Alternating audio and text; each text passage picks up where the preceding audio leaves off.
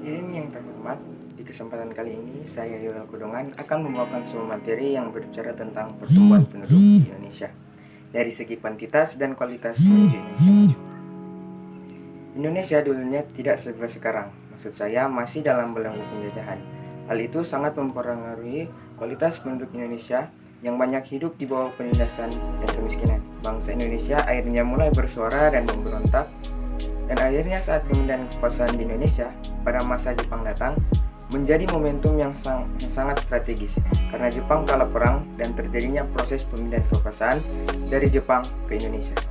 Proses dari pembuatan ideologi, undang-undang, serta proklamasi dan penjahitan bendera akhirnya terlaksana.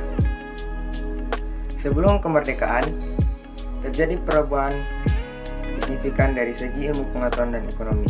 Dan itu terbawa sampai Indonesia karena Belanda, sehingga banyak pemikir-pemikir kritis yang mampu melawan penjajah seperti Soekarno dan kawan-kawan pahlawan. Peristiwa tersebut disebut Renaissance, yaitu bangkitnya kembali pengaruh budaya Romawi kuno di Eropa sehingga timbul pemikiran nasional yang menggantikan pengaruh gereja di Eropa, serta merkantilisme dan revolusi industri yang dimulai dari Inggris sehingga terjadi pembaruan dalam hal ekonomi dan perdagangan menjadi lebih maju. Hal tersebut yang membuat Indonesia lewat Belanda berkembangnya ilmu pengetahuan. Karena awal masa kemerdekaan, kualitas penduduk Indonesia masih beberapa yang berpendidikan dan berpenghasilan cukup, bahkan banyak yang belum mengerti menjaga kesehatan. Akibatnya kualitas penduduk masih rendah. Dari segi kuantitas Indonesia yang beragam suku membuat pertumbuhan penduduk Indonesia semakin berkembang. Kemudian masuk pada zaman sekarang, menurut Bank Dunia, survei yang dilakukan pada tahun 2018, penduduk Indonesia mencapai 260.700.000 jiwa dan laju pertumbuhannya 1,1%. Artinya, per tahun Indonesia bertambah 2,9 sekian juta jiwa. Menurut BPS, angka pelajuran pertumbuhan Indonesia mencapai 4,5 juta jiwa per tahun. Terlihat jelas bahwa masalahnya ada pada angka kelahiran yang tinggi. Bahkan pada survei 2018 menurut BPS, angka kelahiran remaja di bawah umur mencapai 1.850 yang dilakukan menurut hasil per provinsi dan dijumlahkan dan masih terus meningkat hingga sekarang.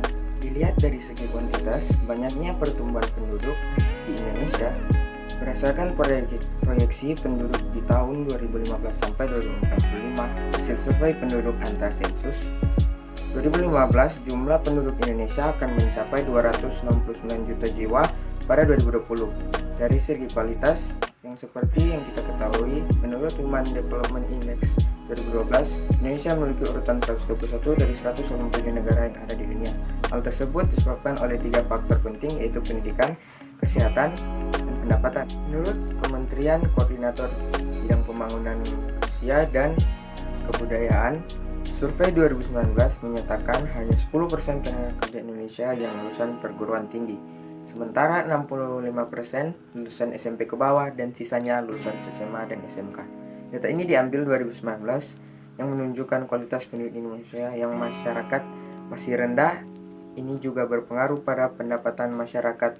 Walaupun kualitas penduduk Indonesia yang masih rendah, namun Indonesia mampu naik dalam hal pendapatan per kapita yang menjadi menengah ke atas dengan jumlah pendapatan per tahun 4.050 US dollar. Dari segi kualitas kesehatan, menurut Nuclear Threat Initiative Johns Hopkins Center for Health Security, The Economic Intelligence Unit, Oktober 2019, Indonesia menempati urutan keempat di Asia Tenggara dan 30 di dunia dengan 56 poin, sehingga bisa dilihat bahwa kualitas penduduk Indonesia masih rendah, serta penanganan kuantitas penduduk masih harus ditangani secara tegas dan ketat. Dari segi pendidikan, menurut Bank Dunia, masih sangat rendah pada tahun 2018. Indonesia masih pada anak 15 tahun, 55% masih buta huruf. Tahun 2020 ini belum ada peningkatan signifikan bagi pendidikan Indonesia. Dari segala aspek di atas, kualitas masyarakat Indonesia masih rendah, terbukti dari HDP yang juga masih bawah standar. Akibat dari masalah sebelumnya, dampak yang kita warga Indonesia rasakan pasti sangat beragam, antara lain padatnya penduduk yang bisa memicu pemikiran padat kumuh sehingga bisa menimbulkan berbagai penyakit. Masalah lainnya juga seperti perlunya fasilitas umum untuk memadai agar para masyarakat bisa mendapatkan dengan merata fasilitas tersebut, contohnya seperti layanan sekolah, rumah sakit, yang mungkin bisa ditambah kapasitasnya. Masalah selanjutnya, terciptanya persaingan di masa depan terkait mencari pekerjaan karena pesaing yang semakin banyak. Dan yang terakhir, masalah kebutuhan primer dan sekunder oleh masyarakat yang harus dijamin oleh pemerintah ketersediaannya. Dari sisi kebijakan ekonomi, dalam hal ini kebijakan fiskal yang dilakukan pemerintah dalam upaya mengatasi masalah pertumbuhan penduduk, di beberapa daerah ada yang memberikan subsidi atau insentif pada para kader program KB. Contohnya di daerah Serang, Banten, bupatinya memberikan insentif kepada 1.777 kader KB, sementara di Lamongan memberikan subsidi pada alat-alat kontrasepsi. Selain dari sisi ekonomi, pemerintah kita berusaha keras memberikan solusi dan memberikan strategi terbaik dalam mengontrol laju pertumbuhan di Indonesia, serta dampak lain yang dapat ditimbulkan dari pertumbuhan penduduk Indonesia ini. Namun ada satu hal yang menjadi perhatian pemerintah, yaitu memperhatikan sisi demokrasi Pancasila. Tentunya merujuk pada sila kedua, yaitu kemanusiaan yang adil dan beradab. Karena itu, pemerintah menyusun strategi yang memperhatikan kualitas serta kuantitas, yaitu dengan merancang program KB yang mencakup mengendalikan kelahiran dan pertambahan penduduk, meningkatkan kesejahteraan keluarga, serta mengatur jarak kelahiran anak.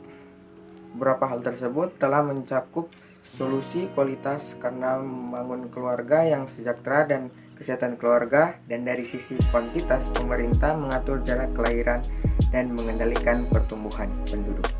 Pemerintah juga memperhatikan sisi demokrasi Pancasila, dalam hal ini sila kedua. Nah, semua program yang tadi tetap mempertahankan sisi kemanusiaan dan demi kesejahteraan bangsa.